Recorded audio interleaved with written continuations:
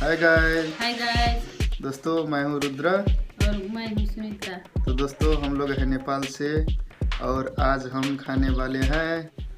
तो गाइस आज हम खाने वाले हैं राइस, दाल, लौकी का सब्जी, तोरी का साग और फिश। दोस्तों हमारे पास टेबल अभी नहीं है तो हम ज़मीन पर खाएंगे और बाद में टेबल हो जाएगा तो टेबल पे खाएंगे। तो अभी चलते हैं खाना खाने।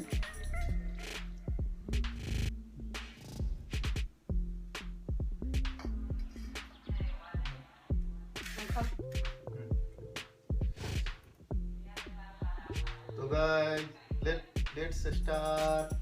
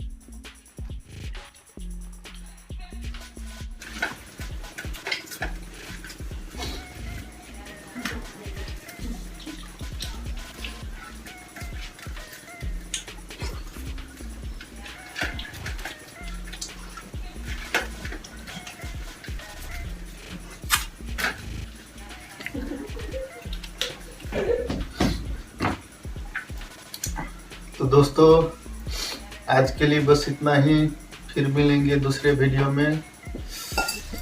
तब तक के लिए बाय और चैनल को सब्सक्राइब करना मत भूलना।